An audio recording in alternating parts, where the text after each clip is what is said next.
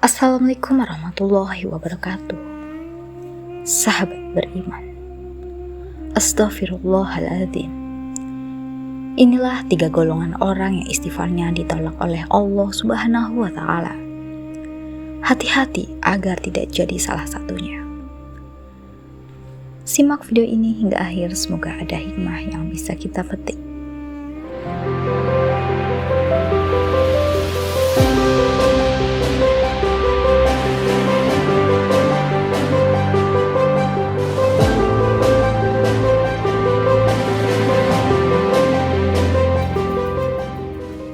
Memohon ampun dengan membaca kalimat istighfar merupakan hal yang dilakukan oleh umat muslim yang ingin memohon ampun kepada Allah Subhanahu wa Ta'ala.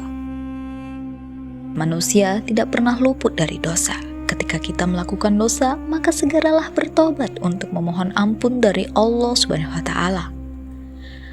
Sebagaimana kita mengetahui, Allah Subhanahu wa Ta'ala Maha Pemaaf. Manusia sebagai hamba pasti berharap untuk mendapatkan ampunan dan maaf dari Allah Subhanahu wa Ta'ala atas maksiat dan dosa yang telah dilakukan.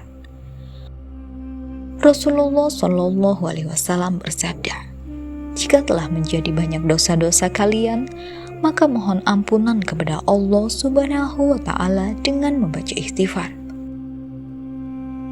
Tetapi ada golongan orang yang istighfarnya ditolak oleh Allah Subhanahu wa Ta'ala.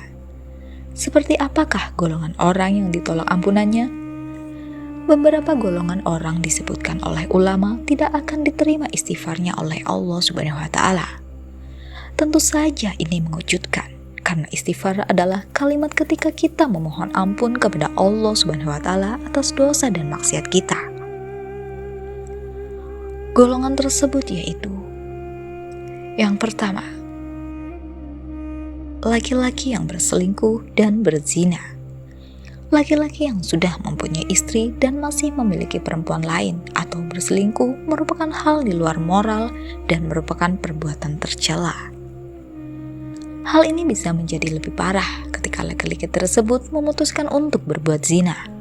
Selesai berbuat zina, sang laki-laki mengucapkan istighfar. "Astaghfirullahaladzim, aku memohon ampun," ucap sang laki-laki tersebut. Allah Subhanahu wa Ta'ala berfirman, "Berpalinglah engkau dari perempuan itu. Jangan pelihara lagi, maka akan kuampuni dosamu. Namun selama engkau masih dengan perempuan itu, aku tidak akan mengampuni bagi engkau."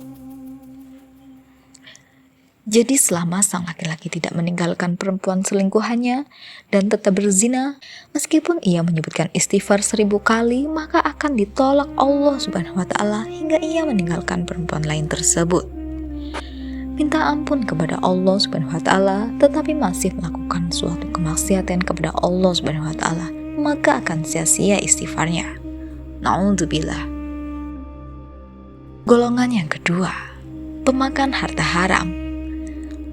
Memakan harta haram merupakan salah satu sifat tercela lain yang merupakan persamaan lain dari kata tamak atau rakus.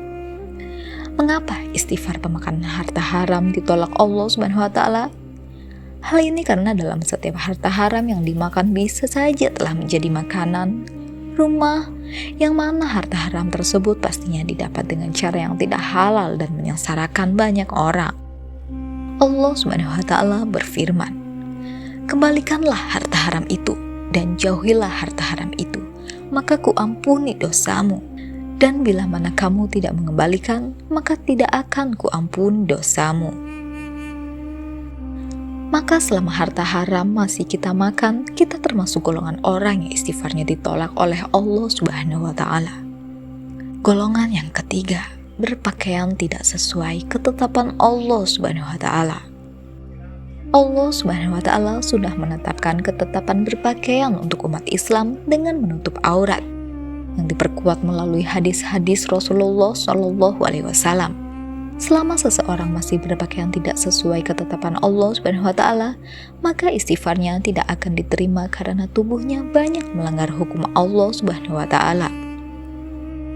Misalnya, laki-laki yang menggunakan perhiasan emas, maka setiap istighfarnya selama masih memakai tidak akan diterima Allah Subhanahu wa Ta'ala. Istighfar yang tidak disertai tobat dengan sungguh-sungguh, hal tersebut hanyalah akan sia-sia belaka dan tidak akan bermanfaat bagi orang yang membaca istighfar tersebut. Semoga setiap umat muslim diterima semua istighfarnya dan dijauhkan dari perbuatan yang membuat istighfarnya ditolak. Tetaplah bertobat karena sesungguhnya Allah Subhanahu wa taala Maha Pemaaf dan Pemberi ampunan. Demikianlah golongan orang yang ditolak istighfarnya. Semoga apa yang disampaikan tadi dapat memberi manfaat dan kebaikan bagi kita semua. Tentunya kesempurnaan hanya milik Allah Subhanahu wa taala. Oleh karena itu, kami memohon maaf atas ucapan yang tidak mengenakan bagi para pendengar. Akhirul kalam, wassalamualaikum warahmatullahi wabarakatuh.